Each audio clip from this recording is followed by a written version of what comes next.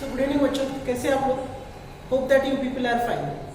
Okay, so आज मैं straight line जो हमारा टॉपिक चल रहा है for IIT JEE mains and for advance, अब उस टॉपिक में से JEE मेंस और एडवांस के लिए जो बहुत ही इम्पोर्टेंट फार्मूलाज है आज हम उनको डिस्कस करेंगे.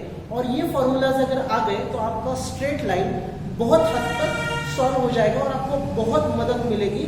फिर वो चाहे JEE मेंस हो या JEE एडवांस हो या आपके बोर्ड की प्रिपरेशन के लिए भी आपको बहुत ज़्यादा मदद होगी. ओके, स्ट्रेट लाइन्स एक बहुत ही इंपॉर्टेंट टॉपिक है और उसकी ऑलरेडी मैंने इंट्रोडक्टरी वीडियो और उसके ऊपर के कुछ प्रॉब्लम्स हमने ऑलरेडी सॉल्व किए हैं. तो आगे भी हम इसके प्रॉब्लम्स सॉल्व करेंगे, लेकिन उससे पहले कुछ फॉर्मूलाज जो हमें आने वाले जो प्रॉब्लम सॉल्व करने के लिए उनमें हमें हेल्प हो जाएगी. ओके, कुछ बेसिक फार्मूलाज है, कोई एडवांस फार्मूलाज है, तो उन सबको हम यहाँ पर देख लेते हैं.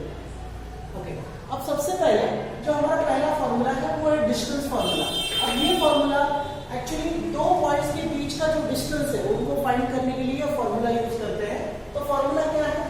रूट x2 माइनस x1 का whole square plus y2 minus y1 का whole square.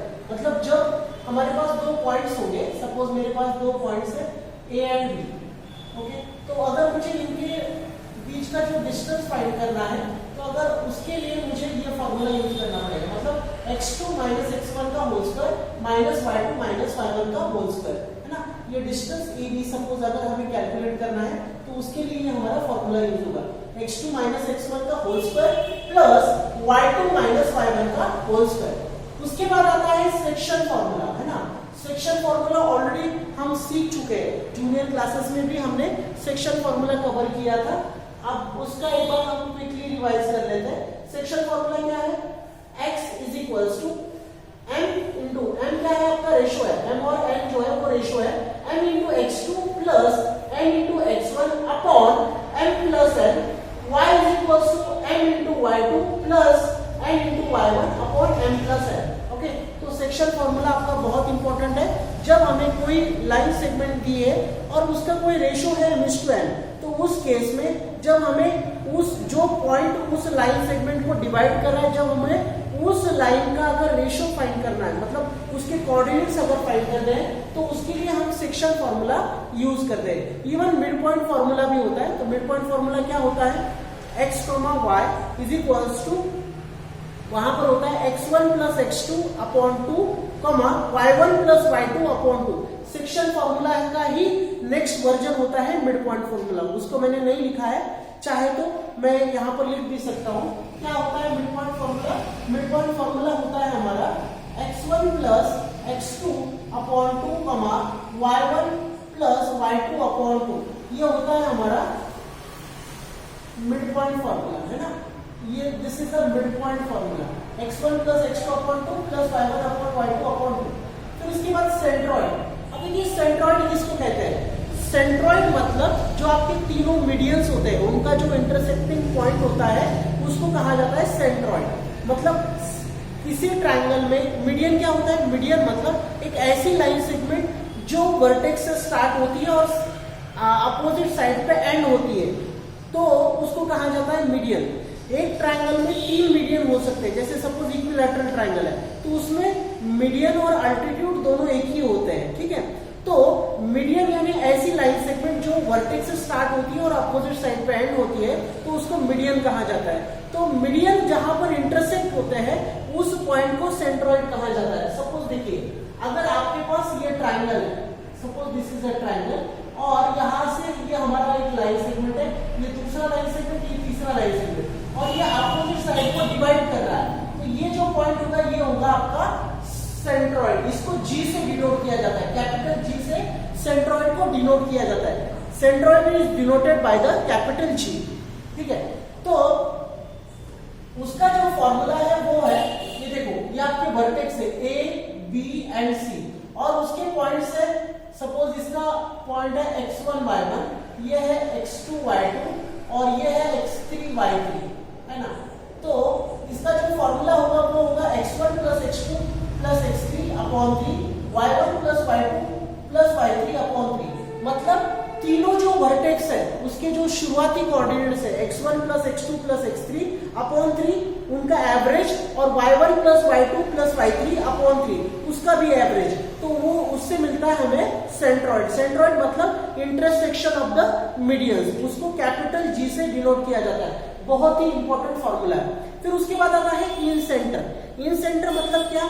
It is a meeting point of three angle bisector. Angle bisector मतलब क्या? ऐसी लाइन कि जो इस एक एंगल को दो पार्ट्स में डिवाइड करती है उसको कहा जाता है एंगल बाइसेक्टर। और एंगल बाइसेक्टर जहां पर एक दूसरे को इंटरसेक्ट करते हैं, जहां पर मीट करते हैं, उस सपोज अगर ये एंगल बाइसेक्टर है, ये एंगल बाइसेक्टर और ये एंगल बाइसेक्टर, वो जहां पर इंटरसेक्ट करेंगे उसको कहा जाता है incentre, that is known as a incentre. और उसका फॉर्मूला है ax1 plus bx2 plus cx3 upon a plus b plus c upon ay1 plus by2 plus cy3 upon a plus b plus c। ये होता है इन centre का formula. अब उसके बाद स्लोप। स्लोप क्या है ये मैंने प्रीवियस वीडियो में ऑलरेडी बता चुका हूं, उसको डिटेल में मैंने इसको एक्सप्लेन किया है। इंटरसेप्ट, स्लोप, है ना, slope, intercept form, 2 point form, इसको ऑलरेडी मैंने डिस्कस किया है। आज उसके जो फॉर्मूलाज है उसको देख लेते हैं। ठीक है, स्लोप का फॉर्मूला क्या है? m is equals to y1 minus y2 upon x1 minus x2। ये स्लोप के लिए फॉर्मूला है। फिर इंटरसेप्ट फॉर्म के लिए जो फॉर्मूला है, इंटरसेप्ट मतलब x intercept y intercept. x axis पे जो होता है वो x इंटरसेप्ट होता है, y एक्सिस पे जो होता है वो y इंटरसेप्ट होता है। ठीक है, तो इंटरसेप्ट फॉर्म क्या है? x upon a plus y upon b is equals to 1। फिर देखिए 2 पॉइंट फॉर्म। 2 पॉइंट फॉर्म क्या है? y माइनस y1, अब यहां पर y2 minus y1 upon x2 minus x1 into x minus x1 is the equation of a straight line which passes through the point x1 y1 and x2 y2, है ना। ये आपका 2 point form है। इसको एक बार मैं फिर से रिपीट करता हूं, y2 minus y1 upon x2 minus x1, x2 minus x1। यहां पर is the equation of the straight line which passes through the point x1, y1 and x2, y2। फिर उसके बाद है स्लोप इंटरसेप्ट फॉर्म, है ना। स्लोप इंटरसेप्ट फॉर्म क्या है? y is equals to mx plus c। ये आपका स्लोप इंटरसेप्ट फॉर्म है कि y is equals to mx plus c is the equation of a straight line whose slope is m and which makes an intercept on the y-axis। Okay, y-axis पे जो intercept बनाते हैं उसके लिए है आपका स्लोप इंटरसेप्ट फॉर्म। एक बार फिर से रिपीट करता हूं, y is equals to mx plus c is the equation of a straight line whose slope is m and which makes an intercept on the y-axis। Hope that बच्चों ये आपको समझ में आया होगा। नहीं समझ में आया तो वीडियो को फिर से एक बार देखिए, ये बहुत ही इंपॉर्टेंट फॉर्मूलाज है। आप चाहे तो इसका स्क्रीनशॉट ले सकते हो, मैं साइड में हट जाता हूं। So take the screenshot of this formulas are very important. Okay, तो अगर कुछ भी डाउट रहा तो आप कमेंट करके मुझे पूछ सकते हो, और इसके आगे के जो इंपॉर्टेंट फॉर्मूलाज और क्वेश्चंस है वो हम आगे के लेक्चर्स में डिस्कस करेंगे। Hope that you have understood everything. Okay, so thank you so much.